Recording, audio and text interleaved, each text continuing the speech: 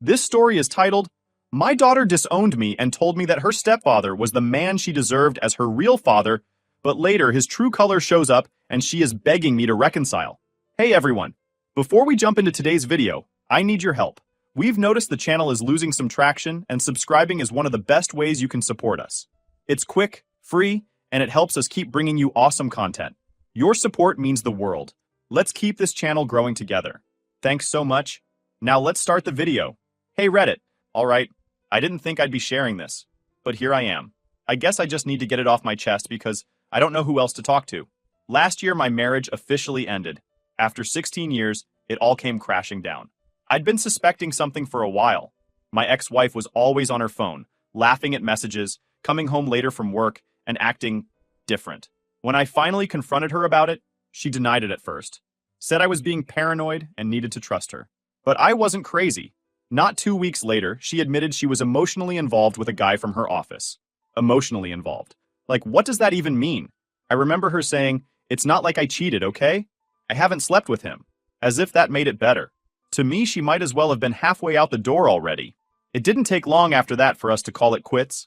She said she wasn't happy in the marriage anymore, that we'd grown apart, and all the usual stuff you hear when someone's got one foot in a new relationship. The divorce process wasn't easy.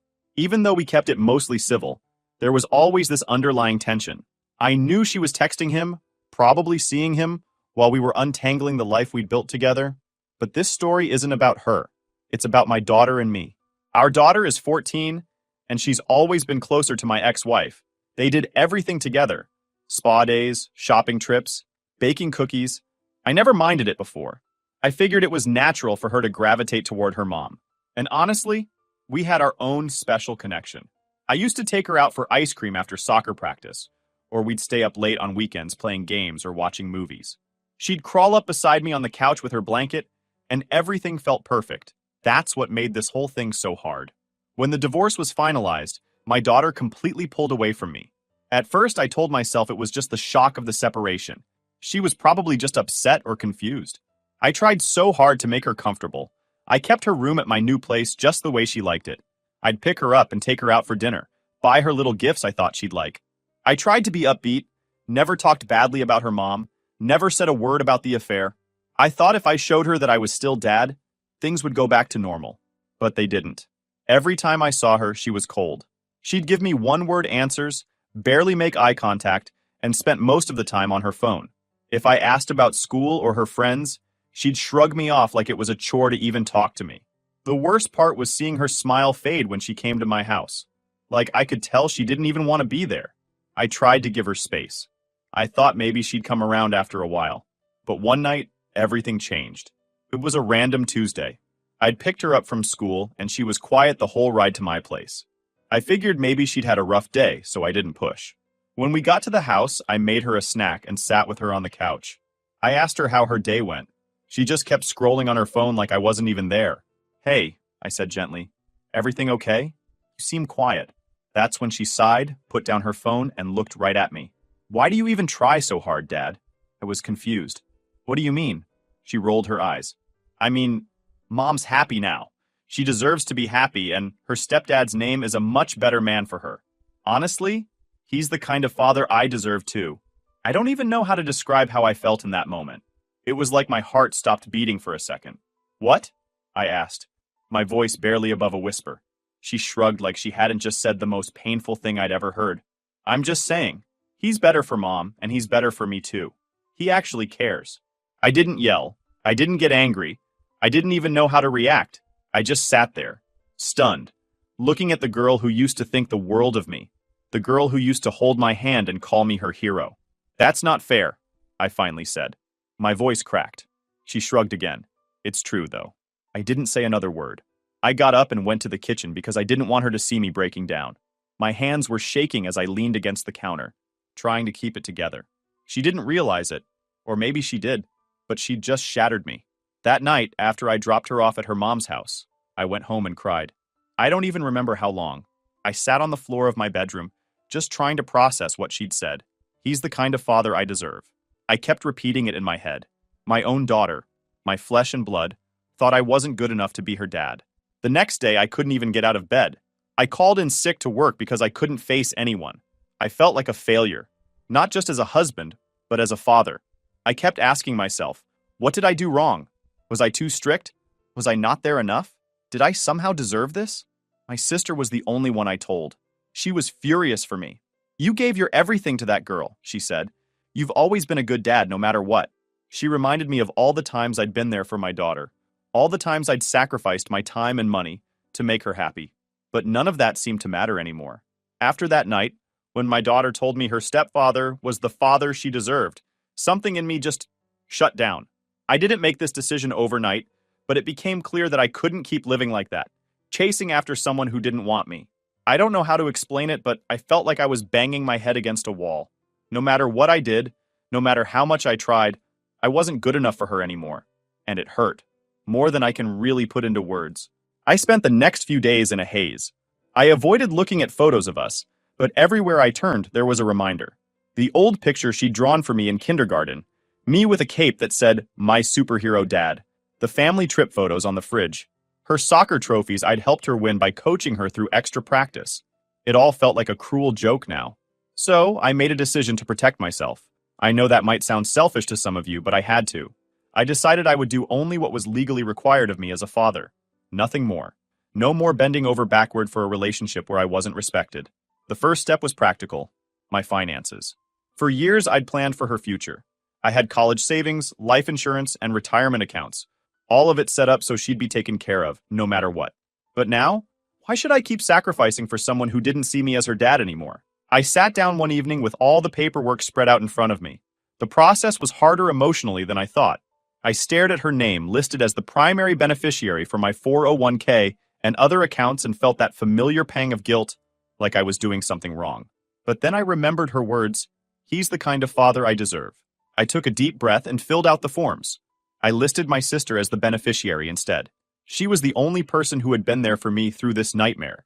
She'd been my support system, listening to me vent and holding me up when I felt like collapsing. She deserved something for that. The next decision was the college fund. I know this is the part where people are going to come at me, but let me explain. I spent years putting money into that fund. I gave up vacations, skipped out on luxuries, and worked overtime to build it. I did it because I wanted to give my daughter every opportunity in life. But what's the point of saving for someone who doesn't even want you in her life? I decided to start using that money for myself. At first, I only dipped into it a little, just enough to fix some things around my house. Then my sister and I started talking about taking a trip. She hadn't been out of the country in years. And honestly, I needed an escape. I needed something to remind me that life wasn't just pain and disappointment. We booked a 2-week trip to Europe. I used a chunk of the college fund to pay for it, and for the first time in months, I felt like I could breathe again. My sister and I traveled to places I'd only ever seen in pictures: Italy, France, Spain. We ate amazing food, drank too much wine, and laughed like we hadn't laughed in years. For the first time since the divorce, I felt like I was living for me instead of constantly being crushed under the weight of expectations I could never meet. When I got back, I knew there was no turning back. Over the next few months, my daughter started to notice that I wasn't bending over backward anymore. I wasn't trying as hard to engage her in conversation, and I wasn't planning special outings or gifts. I wasn't cruel or unkind. I just stopped trying so hard. I'd pick her up when it was my time, drop her off, and do the basics. I didn't push her to talk or spend extra time together. I just did what was required of me. At first, I don't think she really cared. She was still so absorbed in her mom's new life and the perfect family she had with her stepdad. But eventually, she started to pick up on the changes. She'd glance at me during car rides or sit in silence for longer stretches than usual, as if she wanted to ask something but didn't know how. Then one day, everything came to a head. My daughter came over for her usual weekend visit. She spent most of the afternoon in her room, as usual, doing whatever teenagers do on their phones. I was in my office, going through some mail and organizing my paperwork. I didn't realize she'd come in until I heard the sound of papers shuffling behind me. "What are you doing in here?" I asked, startled. She had a handful of documents in her hand.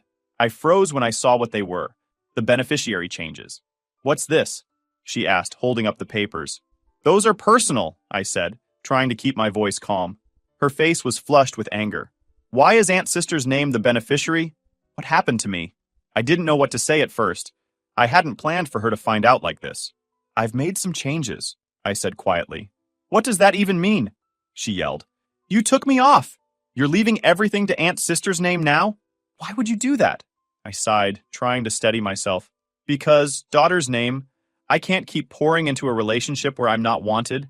You told me your stepdad was the father you deserve. I heard you loud and clear. Her eyes welled up, but she was too angry to let the tears fall. That's not fair. That's my college money. You're ruining my future. I shook my head. I spent years saving that money because I wanted you to have the best. But you've made it clear where I stand in your life. I'm not going to keep giving to someone who doesn't respect me. You're abandoning me, she yelled. I'm not abandoning you, I replied firmly. I'm still doing everything I'm required to do. But I need to take care of myself too. I can't keep giving when it's just hurting me. She didn't say another word. She just stared at me, shaking her head in disbelief, before storming out of the room. I sat there for a long time after she left, staring at the desk. I felt torn in two. Part of me wanted to chase after her, to hug her and tell her I'd fix everything. But the other part, the part that was tired of being treated like I didn't matter, knew I had to stand my ground. After my daughter stormed out of my office that day, I sat there for what felt like hours. My mind was racing, but at the same time, it felt empty. I kept replaying her words over and over in my head. You're ruining my future. I'd heard anger in her voice, but there was something else too. Something deeper that I couldn't quite place. Maybe hurt? Maybe shock? I don't know. But I didn't let myself dwell on it for long, because I had to remind myself of why I did what I did. She had made it clear to me for months how she felt about me. I wasn't wanted in her life. I was the lesser parent, the one she barely acknowledged. That stepfather of hers, the guy my ex-wife cheated with, was now the person she held up as some perfect example of what a dad should be. You can't expect me to just keep going after being told something like that, right? I didn't think so. But the confrontation stuck with me.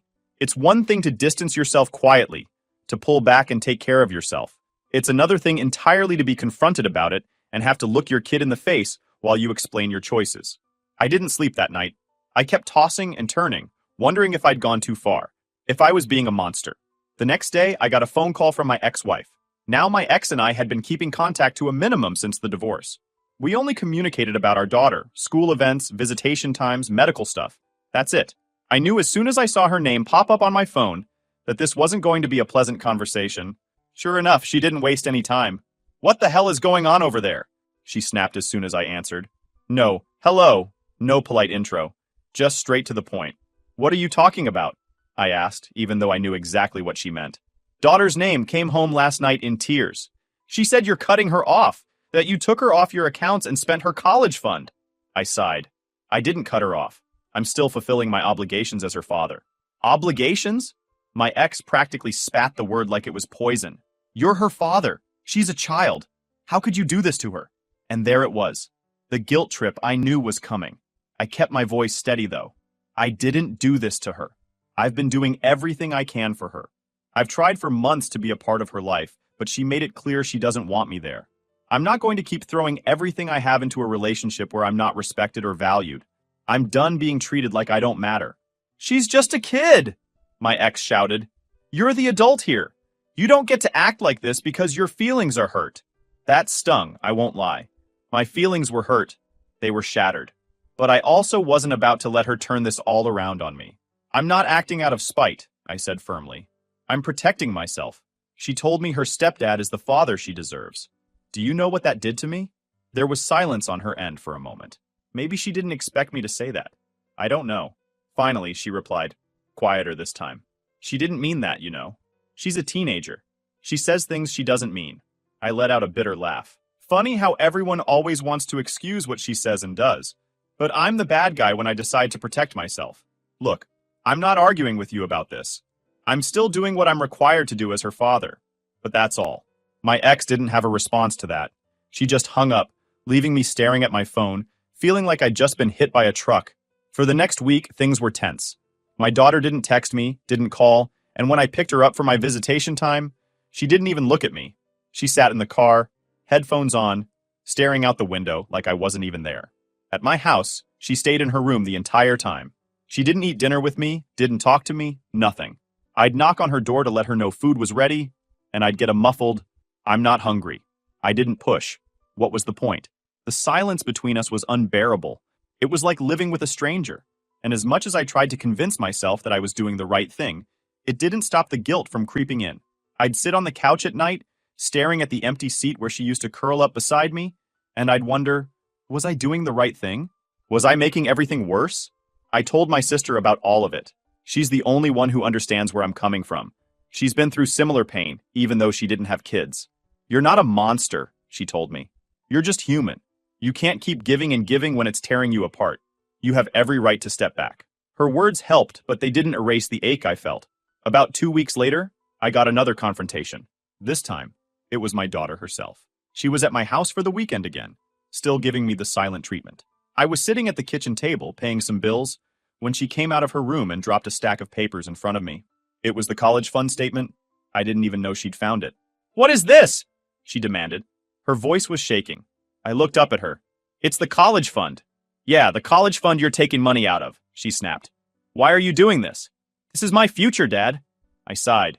"Sit down," I said, gesturing to the chair across from me. She hesitated, but finally sat. "I need you to listen to me, okay?" I said. "That money, I saved it because I wanted to give you the best. I worked overtime, skipped vacations, did everything I could to build that for you. But then you told me I wasn't the father you deserved. Do you know how much that hurt?" Her face turned red. "I didn't mean it like that." "But you said it," I replied gently. "And you've spent months treating me like I don't matter. I can't keep giving everything I have to someone who doesn't want me in their life. I needed to take care of myself, too." She didn't say anything. She just stared at me, her expression a mix of anger, hurt, and maybe something else. Regret? Don't know. Finally, she stood up and walked back to her room without another word. And just like that, I felt like the worst person in the world. Point. After that last confrontation, the silence in my house became heavier than ever. My daughter stopped talking to me completely. Not just during visits, but in every way. No texts, no calls, nothing. She came over when she was legally supposed to, but it was like having a ghost in the house. She'd walk in, go straight to her room, and shut the door. If I knocked to let her know dinner was ready, I'd get a short "okay," or sometimes no response at all. It wasn't anger anymore. It was like we had both given up. At first, I tried not to let it get to me. I'd sit on the couch and read a book or watch a show, pretending the house wasn't dead quiet except for the occasional creak of the floor when she moved around. I told myself this was what I wanted. Distance. Less hurt. But I was lying to myself. The silence was suffocating. I'll admit something here I haven't told anyone else. Sometimes, when she was in her room, I'd stand in the hallway and listen for any sign of her.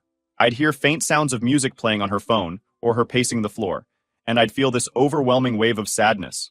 I wanted to knock, to ask her how her day was, to just hear her voice say something that wasn't cold or resentful, but I couldn't bring myself to do it. This silent war went on for weeks. One day, while my daughter was at my place, my sister came over. She'd brought some groceries and a couple of gifts from her recent trip for work. She's always been the kind of person who loves giving gifts, no matter how small. We were sitting in the kitchen, chatting about random things, when my sister glanced toward the hallway.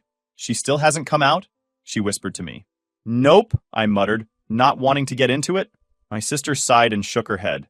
"This isn't healthy, you know." "What am I supposed to do, sister's name?" I replied quietly. I tried for months. She made it clear where I stand. I can't force her to care about me. She didn't argue with me because she knew I was right. Instead, she got up and walked to the hallway. Before I could stop her, she knocked gently on my daughter's door. "Hey, sweetie," my sister said softly. "Can I come in?" I heard a faint "yeah" from inside, and my sister disappeared into her room. I stayed in the kitchen, trying not to eavesdrop but also unable to stop myself. I couldn't hear everything, but I caught bits and pieces of their conversation. "She's just really mad," my sister said later, after she came back to the kitchen. "She feels like you're punishing her." I looked at her, stunned.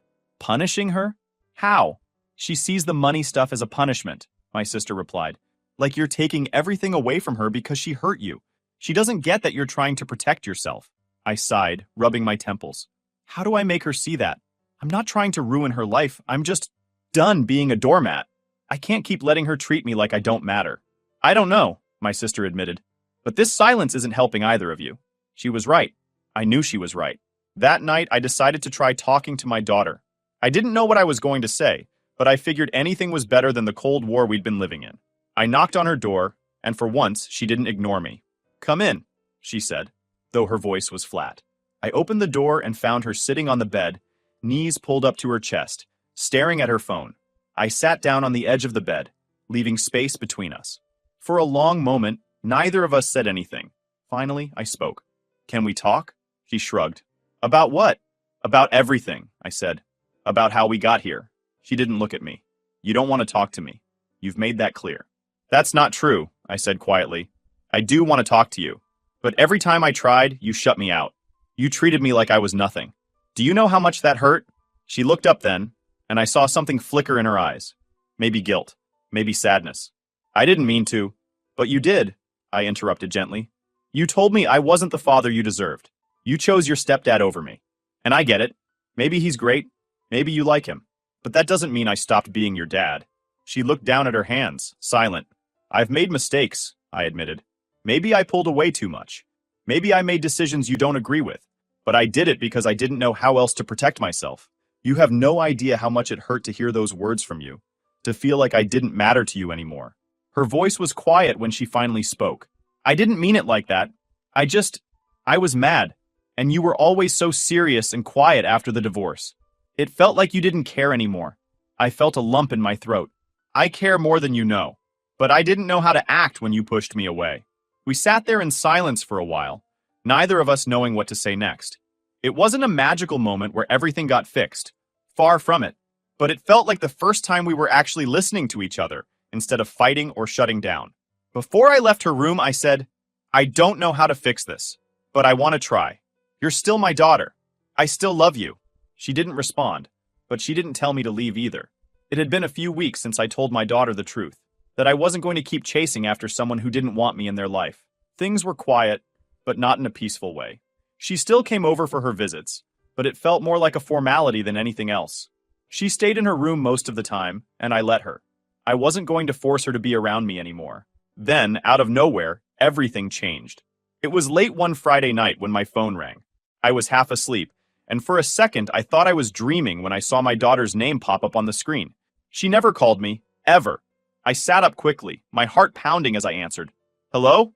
Her voice came through the line, choked with tears. Dad, can I come over? I was instantly on alert. What's wrong? Are you okay? Please, she whispered. Can I just come over? I don't want to be here right now. I didn't ask any more questions. Of course, I'll come get you. When I pulled up to my ex-wife's house, my daughter was already outside, sitting on the curb with a backpack next to her. She looked smaller than I'd ever seen her, like a kid again. Her face was blotchy from crying, and when she saw me, she stood up quickly, wiping her eyes. What happened? I asked as she climbed into the passenger seat. She didn't answer right away. She just stared out the window, her arms crossed tightly over her chest. Can we just go? She said softly. I nodded and started driving. We sat at the kitchen table later that night. I'd made her some tea, and she held the mug between her hands like it was the only thing grounding her. She was quiet for a long time before she finally spoke. Stepdad's name cheated on Mom, she said, her voice barely above a whisper. I froze. I hadn't expected that. What? She swallowed hard and looked down at the table. They had this huge fight tonight. Mom found out he's been seeing someone from his gym. I guess it had been going on for a while. She yelled at him and he lost it. I clenched my fists under the table. Lost it how?